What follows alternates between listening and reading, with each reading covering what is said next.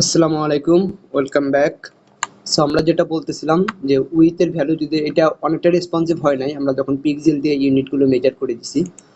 So আমরা উইথের value যদি আমরা চেঞ্জ করে দিই, ফর এক্সাম্পল 250 যদি চেঞ্জ করে দিই, তাহলে দেখা যাচ্ছে যে এখানে আপাতত কিছু হয় নাই, বাট কিছু এমটি স্পেস এখানে চলে আসতেছে।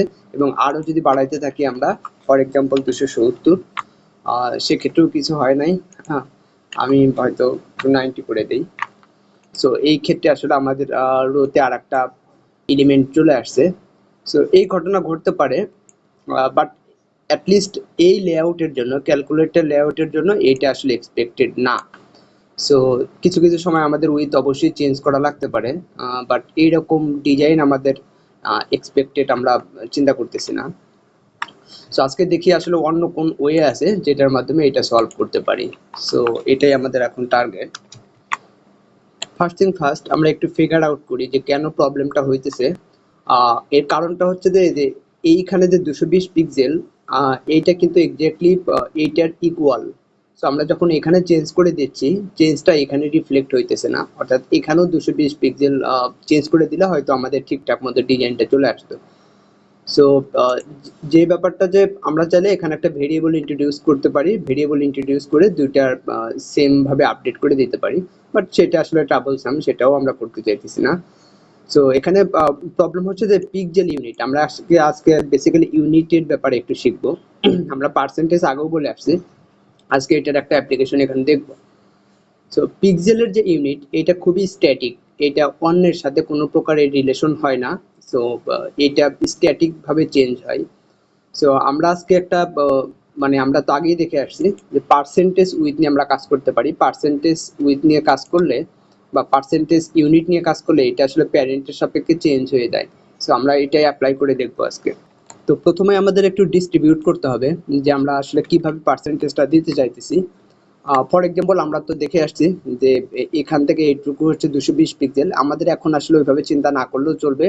আমরা চিন্তা করতে চাই যে আমাদের প্রতিটা এলিমেন্ট এক্স্যাক্টলি কত পার্সেন্ট জায়গা নিবে এর প্যারেন্টের। প্যারেন্ট নিশ্চয় হচ্ছে কে, এই যে কন্টেইনার যে বা ক্যালকুলেটর যে, সে হচ্ছে প্যারেন্ট। সো প্যারেন্টের আমরা যদি বলি যে যেহেতু 4টা এলিমেন্ট আছে, তার মানে হচ্ছে আমাদের প্রত্যেকটাই 25% করে জায়গা নিবে, রাইট? তাহলে আমরা সেটা করে ফেলতে পারি। সো এখানে এসে আমরা ক্যালক এ কথাটা না বলে ডিরেক্ট বলে দিতে পারি আসলে 25%। ওকে, তার মানে আসলে বাটনটা প্যারেন্টের 25% জায়গা নেবে। এখন এটা সেভ দিই, সেভ দিলেও ভেঙে যাইতেছে। কেন ভেঙে যাইতেছে নিশ্চয়ই আপনারা বুঝতে পারতেছেন, কারণ আমাদের এক পিক্সেল আবার মার্জিন আছে। সো আমরা তাইলে এটাকে 25% না দিয়ে এটাকে 24% দেই, আর দুই পাশে 0.5% করে মার্জিন দেই, তাইলে টোটাল 25% আমি এটাকে ইনক্লুড করে ফেলি। সো এইটাকে আমি 24% দিয়ে দিচ্ছি 24, এবং এইটাতে 0.5% দিয়ে দিচ্ছি। সো তার মানে আসলে মার্জিন, দুই সাইডের মার্জিনের টোটাল 1% হবে, আর এর নিজের উইথ ইনক্লুডিং বর্ডার এটা আছে 24%, টোটাল আসলে 25%। সো এখন যদি সেভ দিই, পারফেক্টলি এটা ঠিকঠাক মতো কাজ করতেছে। গ্রেট। এখন যদি আমরা একটু নিচে চলে আসি, আমাদের এইটা কেন হচ্ছে না, কারণটা হচ্ছে যে এখানে আমরা সরি, সো এইখানে আমরা পিক্সেল ইউনিট দিয়ে দিছি। সো এটাও আমরা চেঞ্জ করে দিচ্ছি। এইটা কত হবে এটা আপনারা একটু বোঝার চেষ্টা করেন তাইলে। ওকে, আশা করি ধরে ফেলছেন নিশ্চয়ই। তাহলে এটা এটা আসলে আমি বলি যে এটা যদি 24% হয়, এইটা যদি 24% হয়, তাহলে 24 × 48%, আর মাঝখানে কিন্তু দুইজনের 0.5% করে আছে, তার মানে আসলে আরো 1% হবে, অর্থাৎ 49%। তো আমরা 49%টা দিয়ে দিই, 49% দিয়ে এটা সেভ দিলে পারফেক্টলি চলে আসছে। নাও এখানে কিন্তু আমরা তাহলে উইথ সব জায়গায় এখন পার্সেন্টেজ করে দিছি। তার মানে এখন যদি আমরা আসলে এটা চেঞ্জ করি, চেঞ্জ করলে কি হবে। সো আমি তাহলে চেঞ্জ করে দিচ্ছি, আমি আবার 300 পিক্সেল করে দিই, 3000 হয়ে গেছে। এটা এখন সেভ দিচ্ছি, দেখেন আমাদের কিন্তু এটা আর ভেঙে যায় নাই। তো এটা আমরা যতই বড় করি না কেন, এটা রিসাইজেবল করে করে ফেলতে পারি, তখনও কিন্তু এর ঠিকঠাক মতো কাজ করতে থাকবে। সো কেন এটা কাজ করতেছে, কারণ এখানে আমরা পিক্সেলের যে স্ট্যাটিক যে মেজারমেন্ট সেইভাবে আমরা দেই নাই, এটা আমরা পার্সেন্টেজে দিছি, ফলে আমাদের প্যারেন্টের উপর বেস করে কাজ করতেছে। বাট একটা জিনিস কিন্তু অবশ্যই মাথায় রাখতে হবে যে আমাদের এইটাতে বাটনের বক্স সাইজিং আমরা বর্ডার বক্স দিছি, বাট এইটা যদি না দেই তাহলে কিন্তু ডিজাইনটা ভেঙে যাবে। তো এটা যদি না দিই, এই দেখেন ডিজাইনটা ভেঙে গেছে। আপনারা এখন অন্তত এটা ফিগার আউট করতে পারা উচিত যে কেন বর্ডার বক্সটা কমেন্ট আউট করে দিলে এই ফিগারটা ভেঙে যাইতেছে।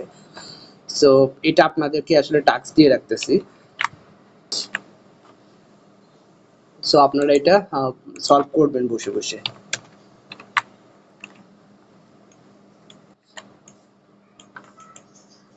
সো এটাই কিন্তু আসলে পার্সেন্টেজের একটা অ্যাপ্লিকেশন, অর্থাৎ পার্সেন্টেজ ইউনিট কিন্তু একটা রিলেটিভ ইউনিট, এবং এইটা আমাদের রেসপন্সিভ ওয়েব ডিজাইনের ক্ষেত্রে এই ইউনিটটা আসলে খুবই কাজে লাগে।